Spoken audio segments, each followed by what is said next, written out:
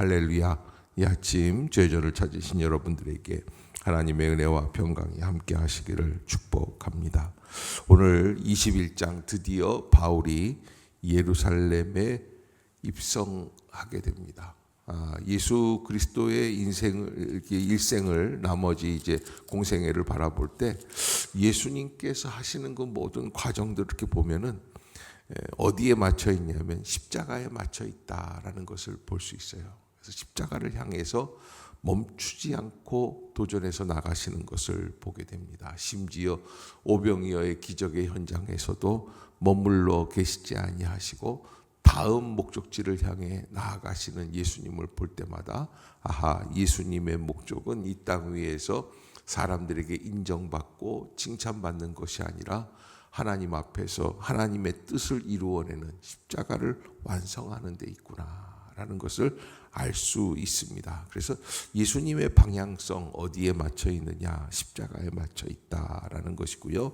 오늘 본문 21장에서 우리에게 또 비슷한 이야기들을 해주고 있는데 바울의 방향성은 어디냐라고 하는 거예요. 바울이 이제 21장에서 우리에게 첫 번째 주고 있는 교훈은 그는 어떠한 고난이 있을지 모르는 예루살렘으로 마침내 입성하게 된다라고 하는 것이죠.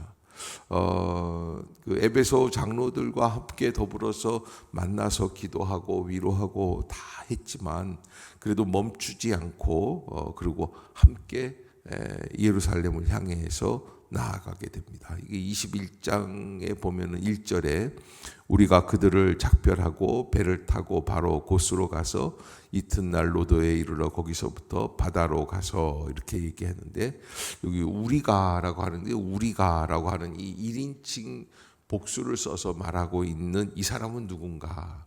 이게 바로 사도행전을 기록한 저자 누가예요.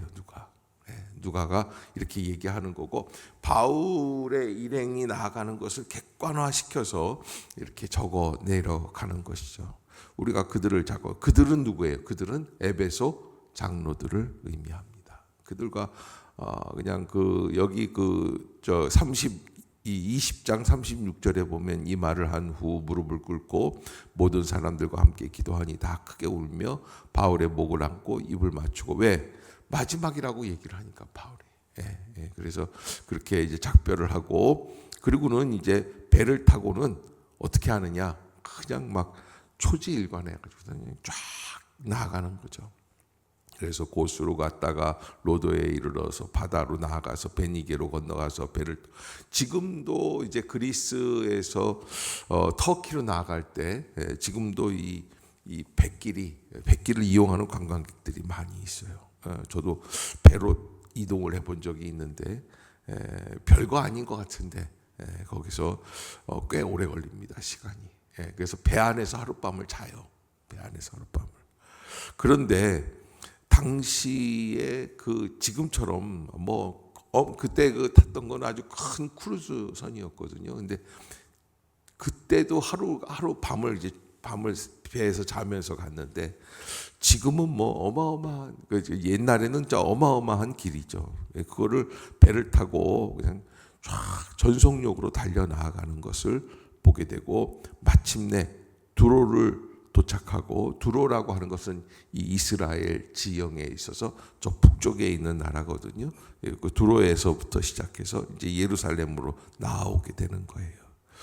자, 이렇게 하는데 여기 이제 7절부터 보면은 빌립 집사의 집에 들어가서 하룻밤을 묵게 되는데 그때 이제 그 집사 딸이 하나가 예언을 하는데 예언을 하면서 뭐라 그러냐면 너 이게 예루살렘에 가면 바울의 그 벨트를 가져다가 이렇게 네가 묶여서 살게 될 거다. 이런 얘기들을 하게 됩니다.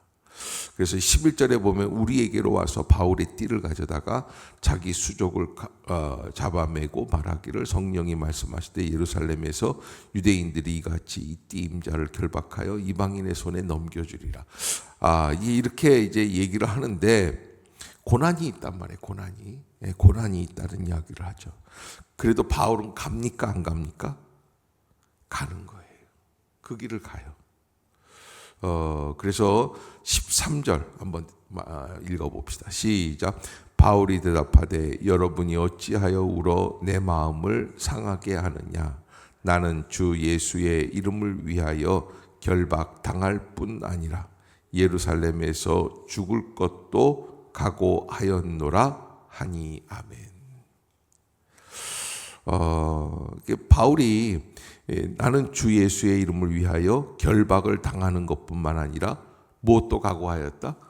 죽을 것도 각오하였다. 그러면서 14절 시작. 그가 권함을 받지 아니하므로 우리가 주의 뜻대로 이루어지다 하고 그쳤노라. 아멘. 자, 여기서 우리가 한번 생각해 볼 게 있어요. 이런 예언을 하는데 빌립 집사의 딸들이 이런 예언을 하는데 가야 돼요, 말아야 돼요? 한번 여러분 선택해 보세요. 여러분이라면 어떡하겠어요? 다음에 가야지 돼요? 신장로님만 딱 그러시는 가야죠. 정말 역시 대단하신 장로님이세요. 가야 돼요, 말아야 돼요? 여러분 저 같으면 이렇게 하겠어요. 이번에는 좀 하고 다음에 가자. 다음에. 그런데 여러분 이게 이제 우리가 주의 일을 할 때 잊지 말아야 될 것 중에 하나가 있는데, 이제 하나님이 예정해 주신 길로 따라가지 않을 때 우리의 삶에 어떠한 일들이 벌어질까라고 하는 거예요. 여러분 그런 분들이 있어요. 나 이거 교사하기 너무 힘들어서 나 그만둬야 될 것 같아요. 하지 마세요. 나 구역장 너무 힘들어서 한 해만 쉴게요. 하지 마세요. 저는 뭐 안 하겠다는 분을 억지로 시키는 그런 은사는 없어요. 하지 말라고 그러지. 그런데 여러분 안 해보세요. 저도 그런 게 많거든요. 어려운 일들을 요거 싹 비켜나가서 안 하고 그냥 그 한 해를 지나가. 그러면 참 즐겁고 평안하고 재미있는 일만 있을 것 같아요, 여러분. 천만에요. 더 지겨운 일들만 있어요. 더 힘든 일들만 있고. 이 여러분 하나님의 선택의 길과 인간의 선택의 길이, 우리가 여기서 믿음의 갈등을 하는 게 이건 내가 선택한 길로 가야지만 좋을 것 같은 생각이 드는 거예요. 바울과 그 일행들이 뭐라고 그랬어요? 주의 뜻대로 이루어지이다. 따라해 봅시다. 주의 뜻대로 이루어지이다. 그게 이제 우리가 하나님을 따라가는 사람들이 고백해야 할 이야기다. 주의 뜻대로 이루어지이다. 예수님도 십자가에서 뭐라고 그러셨어요? 테텔레스타이 그랬는데 다 이루어졌다. 다 뭐가? 주의 뜻이 이루어지는. 거기에 완성이 있고 거기에 승리가 있는 거예요.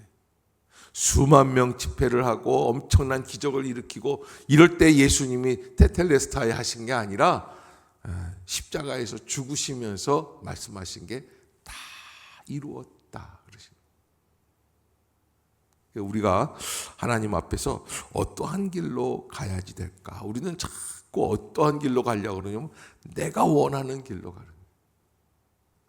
근데 여러분 성령도 알고 계세요. 이미 예루살렘에 올라가면 이 띠 임자를 결박하여 이방인의 손에 넘겨줄 것을 다 알고 있습니다. 근데 가서 이제 이렇게 예루살렘에 도착했거든요. 17절부터 이제 그 얘기예요. 이제 그런 어려움이 있고 예언도 있고 그러지만 바울은 마침내 갔다 안 갔다? 여기에 위대한 사도라는 거예요. 자기가 어려움을 당할 것을 알고도 가는구나. 예루살렘에 이르렀어요.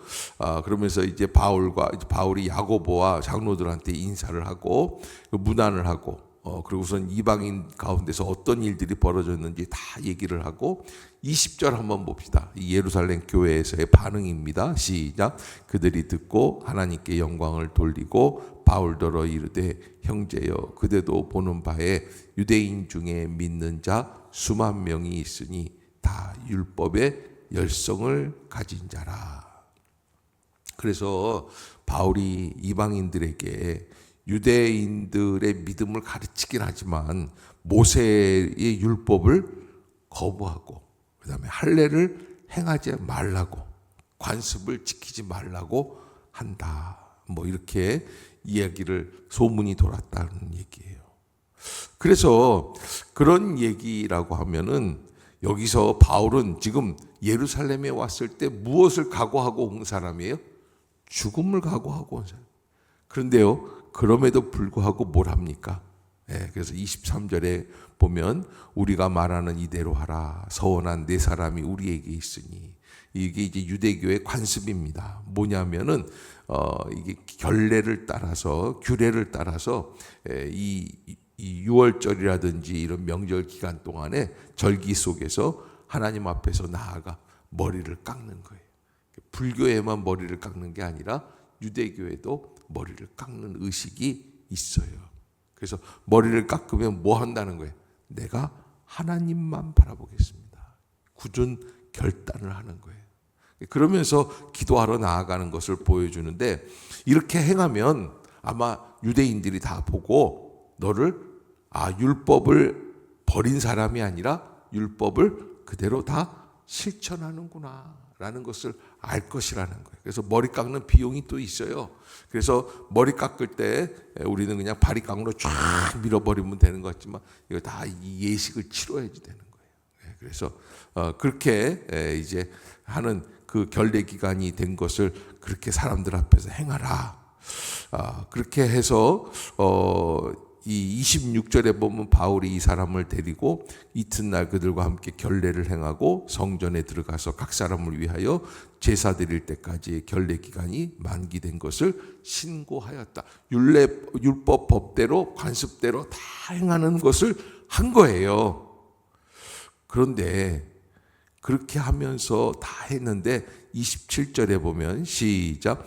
그 이레가 거의 참에 아시아로부터 온 유대인들이 성전에서 바울을 보고 그렇게 이 위험을 비껴가지는 못해요. 그래도 바울은 어떻게 하든지 이 잔을 내게서 지나가게 하려고 머리까지 깎았단 말이에요. 율법을 지키는 순종하는, 어떤 면에서는 타협 아닌 타협의 모습도 보여준 거예요. 순종한 거예요. 그 예루살렘 교회의 장로들이 얘기하는 대로 순종하고 그대로 했는데 그래도 고난은 오죠. 와서 거기에서 체포됩니다. 사람들이 그냥 바울을 이끌고 나가서 때리기 시작을 합니다. 그것을 듣고선 천부장이라고 하면 1000명의 부대의 사령관이기 때문에 엄청나게 높은 사람이죠. 로마 군인이 와가지고 이를 잡아가지고 그리고서 이제 자기네 이 부대 안으로, 그래서 영내라고 합니다. 영내 들어가게 되는데, 그때 바울이 이 천부장 사령관한테 뭐라고 그러냐면, 내가 이 사람들에게 좀 한마디 말을 좀 하게 해달라. 그렇게 이제 좀 익스큐즈를, 신뢰를 하죠. 그렇게 해서 시간을 얻어가지고, 그래서 이제 계단에 올라가면서 거기에서 이제 얘기를 하게 되는 장면이 21장까지입니다. 그래서 22장부터 바울이 설교가 나와요. 설명 아닌 설명이, 간증이 나오는 거예요. 나는 유대인 중에 유대인이고 뭐 이렇게 하면서 이제 내가 왜 이렇게 했느냐면 예수를 만났기 때문에 이렇게 바뀌었다라는 이야기들을 하게 됩니다. 이제 내일 이제 할 본문이고요. 오늘 하여간 바울은 그렇게 해서 그 길을 걸어가는 모습을 보게 됩니다. 머리를 깎고 사람들에게 간증을 하면서까지도 자기가 고난에서 벗어나려고 노력은 하지만 하나님이 그에게 맡겨주신 예루살렘이라고 하는 그 자리, 또 자기에게 어쩌면 죽음이 다가오고 있는 그 자리를 외면하지 않고 믿음으로 나아가고 있는 모습. 이걸 보고 저는 이렇게 얘기를 하고 싶어요. 궁극적인 신앙의 방향이 어디에 있습니까? 마침내 내가 가려고 하는 것. 우리가 예수를 닮는다, 예수를 믿는다, 예수를 따른다. 그런데 우리가 궁극적으로 나아가려고 하는 자리는 어디인가? 나의 영광의 자리인가? 아니면 예수님이 가시는 그 길을 가려고 하는 것인가? 하는 것을 한 번 더 생각해 보는 그런 장이죠. 이 바울의 모습 속에서 우리가 가야 할 길을 다시 한번 바라볼 수 있는 믿음의 성도들이 될 수 있기를 주의 이름으로 축복합니다. 기도하겠습니다. 사랑의